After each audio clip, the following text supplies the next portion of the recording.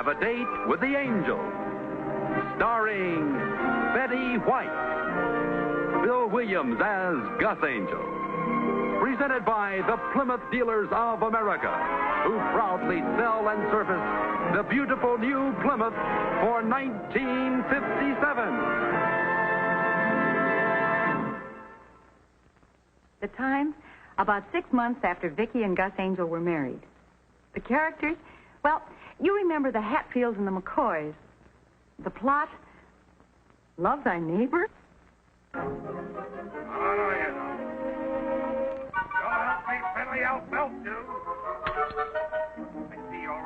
He's still at it, huh?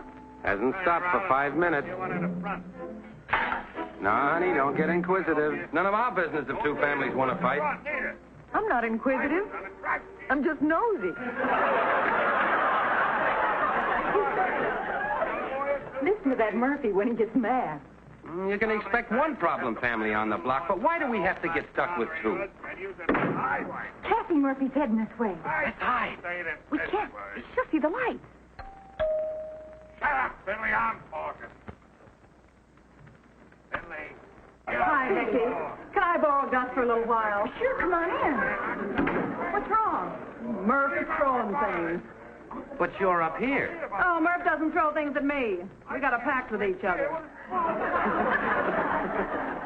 Who's he mad at? Oh, those creeps that live next door to us, the Finleys. Oh, come on, Gus, please. I can't handle him when he gets like this. But wouldn't it be better if You I... better go, sweetheart. Don't let him hit Gus. Oh, he won't. You take your coat. Hey, it's only 2 houses down. Oh, you men, do what she says. Honey, I don't think this is a good idea. That's all right. Oh, so you're Honey. the one that's the party line. Come on. He's wrecking my kitchen. You can neck later. Don't you get mad. Send the flowers. All right. Get legal about it. Go ahead. I got a lawyer, too, Billy. How many times do I have to... Mrs. Angel, You're silly. may I come in? Yes, come in. What is it, Mr. Finley? I came to ask a favor, Mrs. Angel. Why did you come in that way? To ask a favor. I know, but... Well, how can I help you, Mr. Finley? It's about Mr. Finley. I see. He's terribly upset. I've never seen my boy like this. Oh, your boy. The bald-headed one.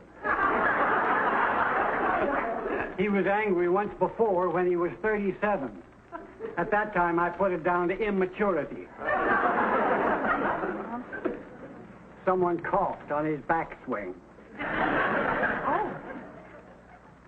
Does your son play golf?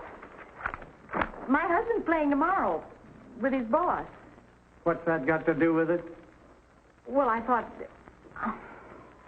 What do you want me to do, Mr. Finley? Just come over and talk to him. Your son hardly knows who I am. He trusts you. Me? You're the only one on the whole block he does trust.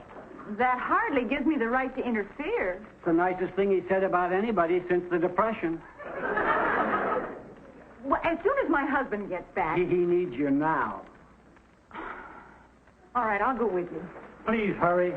Would you write, I'll be right back on that paper, Mr. Finley?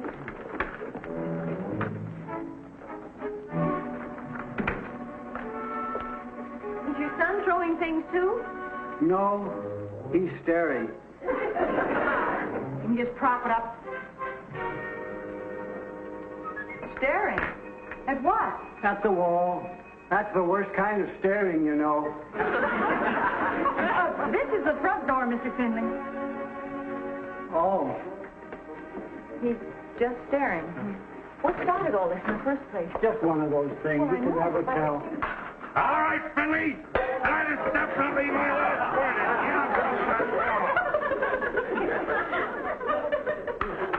Mr. Finley, this is the ultimatum. Well, guess I won that one. Oh, hi, lover. Okay, Gus. Storm's over. Hiya, Gus. Hi, Murph. Here, let me do that. You must be pooped. Yeah, I am. This one ran kind of long. I guess I blew my top.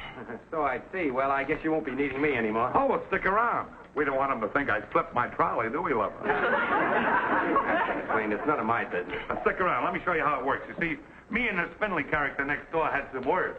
So instead of belting him, I come home and do this. Make sense? Oh, sure. Yeah, you see, that way Murph lets off steam and nobody gets hurt. Well, Vicky's all alone up there, and I got... Maybe I shouldn't have run for Gus, but I couldn't turn you off. Usually he doesn't get past the cups and saucers. But, lover, you did it for me. No, stick around. Let me put on a pot of coffee, right? Well, I don't think the pot will stay on the stove. Isn't that beautiful? That was Finley, and I kicked his teeth in. Does look a little like him at that. Oh, I think you broke his nose, too. Yeah, that big interfering nose. Well, I better be running along. Oh, I'm sorry to disturb you, Gus, but this one was really a Lulu. Hey, Gus, Yeah? do you know what that egghead said to me? Who? Finley. He had the nerve to offer me his professional services free. He did? Well, I don't blame you for blowing your stack. What professional services? What does he do? No, he's a professor of psychology. Lover. Say, why don't you go down to Vicky's and Gus's and have a cup of coffee? Oh, yeah. Oh, well, thanks for asking me. Serve the coffee in tin cups. I'll be okay, Cassie, as long as I don't see Finley. Well, thanks again, Gus. Bye, So Gus. long. Bye, lover. Bye, sweet.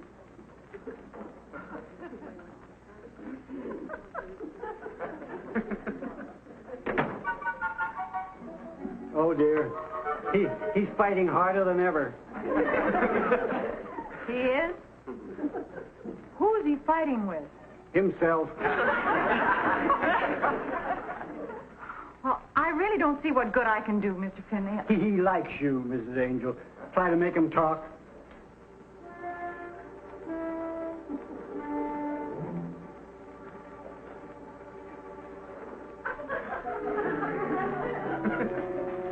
Mr. Finley, Yes. I meant him. Mr. Finley? It's the lady you trust, boy. Mrs. Angel, the one with the neat hedge. Mr. Finley? Oh, that doesn't do any good. He can't see without his glasses. You see, when he takes off the glasses, that's his way of shutting out the world. Oh, uh-huh. Well, I'm sorry I couldn't have been of more help. Goodbye, Mr. Finley. Don't go, Mrs. Angel.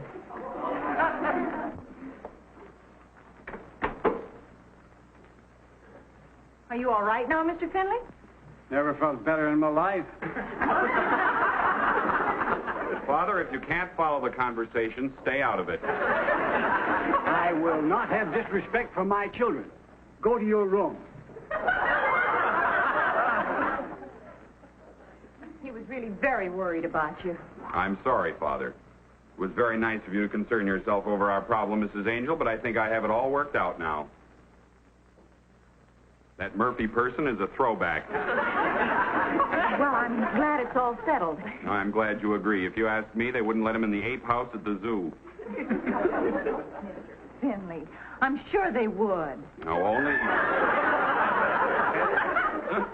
only a throwback like Murphy would cause such a commotion over a simple thing like Father running across his lawn. He runs across his lawn? With the car. Father has difficulty backing out of the driveway. That's because you don't put the wheels straight when you put the car in the garage. You're supposed to turn the wheels, Father. Automobiles don't run on tracks. At any rate, this Murphy and I had a complete discussion. The man's so illiterate that I offered him my professional services. What kind of services? What do you do, Mr. Finley? I'm retired. You're asking me, Father. I'm a professor of psychology. I see. Well, I really better be running along now. I'll escort you home. Oh, no, Oh, no, that's not a bit necessary. Thank you. I just lived down. Well, I don't see why you. Come in, Murph. Vicky, honey, I brought Murph back with me. That's funny. She doesn't seem to be here. Oh, here's a note. What do you make of this? I'll be right back on that paper, Mr. Finley.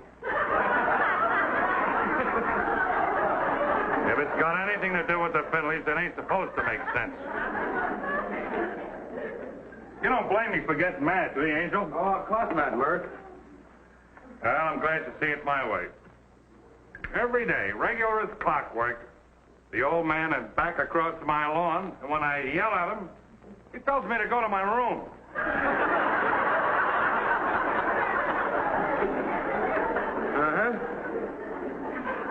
I can take it from the old man, but I can't stand that bald-headed juvenile delinquent son of his.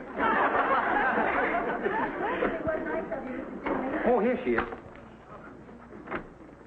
You didn't have to walk me home, but thank you. You never can tell, Mrs. Angel, when that Murphy creature might be lurking in the bushes.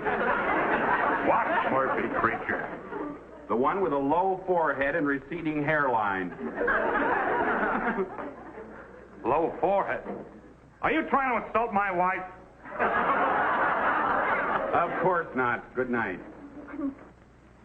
I'll be going, too. Wait a couple of minutes, Murph. Now, let me out of here, Angel. I just figured out something. If he wasn't talking about Cassie, he was talking about me. What are you going to do? I don't know, but I feel much better now that Gus says that I'm in the right. See you later. I didn't say one word about him being in the right. Whatever we do, sweetheart, let's keep out of it. Oh, you're right, honey. Let's stay away from those people. All I ask is that they stay away from me. They'd better. What time is Mr. Henshaw coming by for you in the morning? Well, being the boss, he's got it all figured out. He's going to pick me up at 6:30 because he wants to tee off at 7. Uh-huh. And then when you bring him back here for lunch, I'll have the Murphys and the Finleys here, so all 7 of us can sit down to eat together. Oh, honey, don't even kid like that. Oh, imagine Henshaw with that bunch. That is a sickening thought, isn't it? You better hit the sack. It's getting kind of late. Guess I'd better. I'll get a glass of milk first. All right.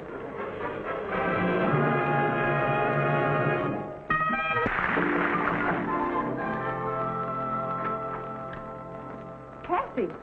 Good morning, dear. What is it, Cassie? Well, I thought you'd like to see some of the work that Murph's been doing this morning. Oh, no. I hope you're proud of yourself, dear. Me? Nice to know which of your friends runs around calling your husband a throwback. Cassie, I did no such thing. Oh, come off it. Well, I didn't. Oh, I suppose you weren't at the Finleys last night. Well, yes, but... Yes, and Finley couldn't wait to get to the phone to call to tell us what you said. Oh, Cassie, you've got to believe me. I didn't call Murph a throwback. Well, then what did you say? Oh, Mr. Finley said Murph wouldn't be allowed in the ape house at the zoo, and I said he would. That's different. Well, why did he say that you said Listen to me. Whatever Mr. Finley said was wrong. You mean it? You cross your heart and hope to spit? I crossed... Oh, Cassie. Well, all right, then. Take your word against his any day. Oh, I hope I didn't sound sore or anything. Oh, of course not. Here, don't forget this. Oh, yeah. Maybe Murph can kick it back into shape. Well, so long, Vic. Bye, Cassie.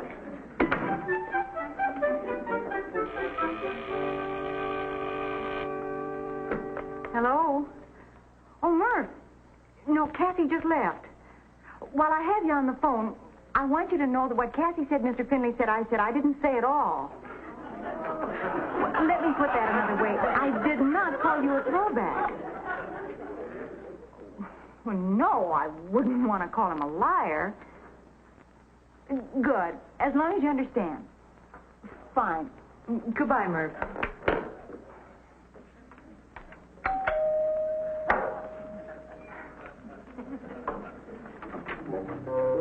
Mr. Finley.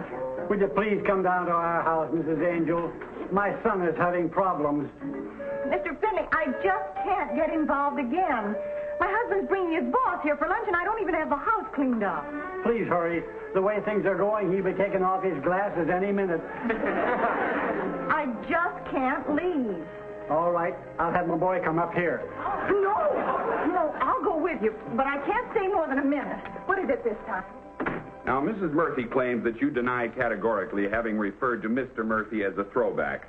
Yes, I've already told you that 4 times. Mrs. Angel, I believe I can quote you verbatim.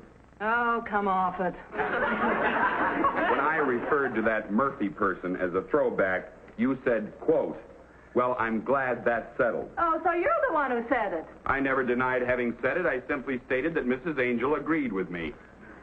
I didn't mean it the way it sounds. Boy, you forgot to say unquote. Father, if you can't follow the conversation, stay out of it. I have been following the conversation. That's how I know you didn't say unquote. Oh, let's turn off all the hot air. Look, Vicky, didn't you just tell me that everything this boob said was wrong? I didn't say it that way, Mr. Finley. Hey, whose side are you on, anyway? I'm not on anybody's side. I don't even know what it's all about. If you don't know what it's about, Mrs. Angel, then you shouldn't interfere. You'll have to excuse me. I have to get the house cleaned up. Don't bother. We have a lady that comes in twice a week. She means her house, Father. Put a muzzle on him. And in turn, may I suggest a cage for that anthropoid next door?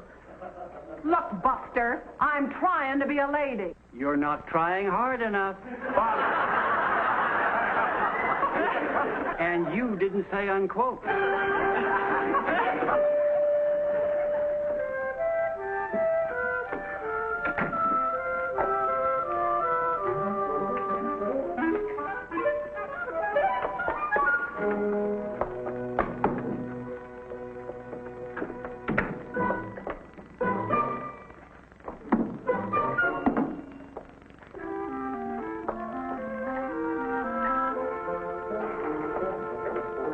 Come right in, Mr. Henshaw.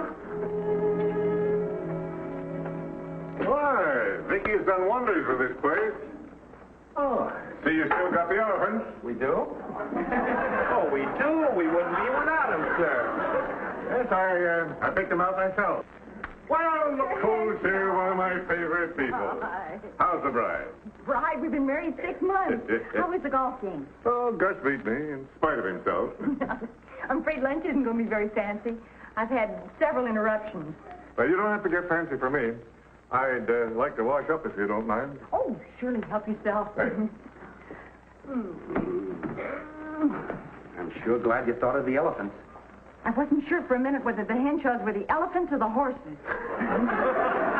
You better get dressed, honey. I'll be right with you. I'll get things ready out here. Hi. We'd like to see Mrs. Angel. Can't you come back some other time? We have company. I don't see nobody. I must speak to Mrs. Angel. I understand that she's been libeling me. But then my information came from a fairly unreliable source. Your wife said he was a liar.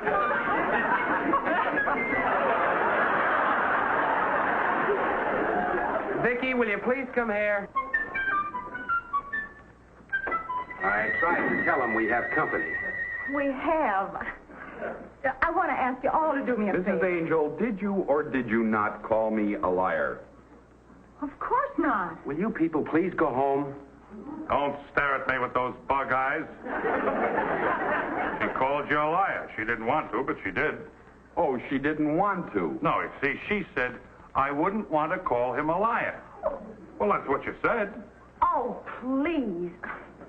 My husband's boss is in the other room, and it'd be very embarrassing if he came out here and found us in the middle of a neighborhood squabble. I thoroughly understand. We'll wait till he leaves. Oh, can't you see Vicky's on the hook?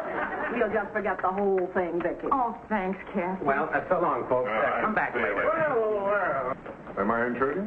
They're just some neighbors of ours, sir. They were just leaving. Oh, nonsense. Don't let me interfere with your plans. My name's Henshaw. Mr. Finley, Mr. and Mrs. Murphy, Mr. Henshaw. We was just leaving. You was? I mean, don't leave on my account. No, don't do this sort of thing to me, Gus. I like to feel that I'm included among your friends. Well, they're just a lot of... Come on in and sit down. Mr. Henshaw? Thank you.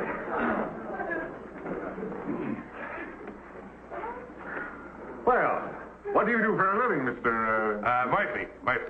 I got an office job now, but I used to hack cabs. That's a very expressive term, to hack. Yeah, we have a phrase in the insurance business that, weren't there 3 of you? Unfortunately, yes. Has Mr. Henshaw seen what you've done to the patio, darling? I don't believe he has. Don't sit way over there. Come over here. Join the conversation. Thank you.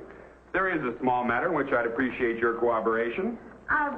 Gus put in 20 new flagstones, Mr. Henshaw. Well, we've got to look at that. Now, this is just a hypothetical case, mind you. Oh? That patio was a real backbreaker, sir.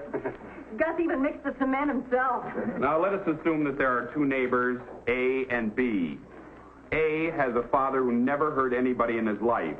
B is a throwback. Let's skip all this A and B jazz, huh? This friend of mine lives next door to a real goony family. And every day the old man backs the car across the lawn. Food, anyone? Yeah, good idea, honey. Now, what I want to know is, doesn't my friend have a right to be a little sore? Possibly. Well, I would think that would depend upon the extent of the damages. I can fill you in on that. The nice neighbor surveyed the alleged damage, and at no time did the kindly old gentleman penetrate the lawn further than 11 inches. Yeah, but how deep? Very. We settled a claim like this last year. No, that didn't apply. That was a woman driver. Oh, well. Psychologically, women are too emotionally unstable to drive at all. If I had my way, no woman would ever be issued a driver's license. Oh, come off it, Henshaw. I beg your pardon. Oh, you men make me sick with all this jive about women can't do this and women can't do that. I thoroughly believe that women are eminently qualified to keep house and mind baby. Well, thanks a lot. All you men do is play golf and chase secretaries. I resent that, Mrs. Finley. Murphy's the name. Finley, Murphy, whatever the name. I still resent it. All right, now, lover, don't get hot. Don't get hot. Here we are. All through history, women have proven to be social inferiors. Oh, dry up. Facts are facts. Women are not reliable risks. They're not built right to do anything sensible. Oh, how stupid can you get? Why, during the war, women had to run streetcars and rivet airplanes and hack cabs and work in shipyards and drive trains and join the wax and the wave. They were built right for that. Vicky! Yes, and the men got back just in time to keep the country from falling apart. Oh,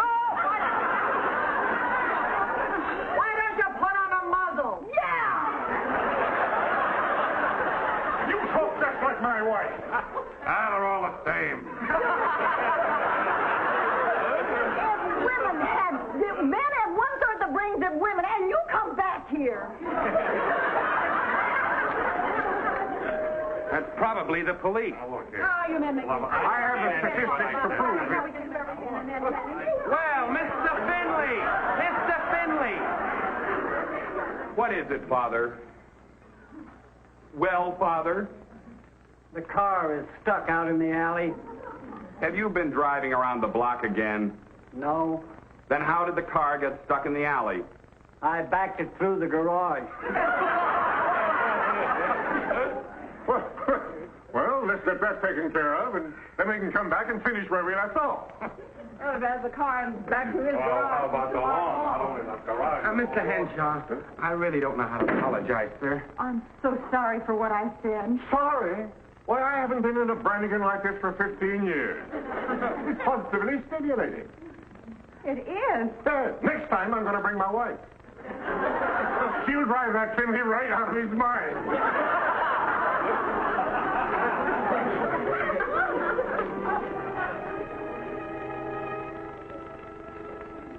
What did I do to deserve that? I don't know.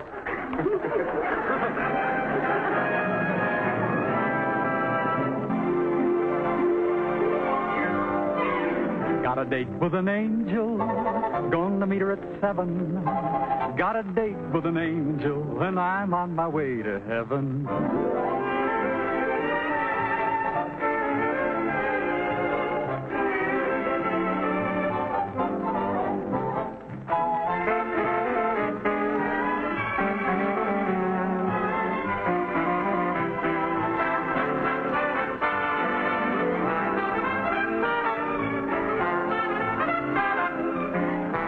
Ladies and gentlemen, your Plymouth dealer invites you to watch the Lawrence Welk Top Tunes and New Talent program Monday evenings on this same network.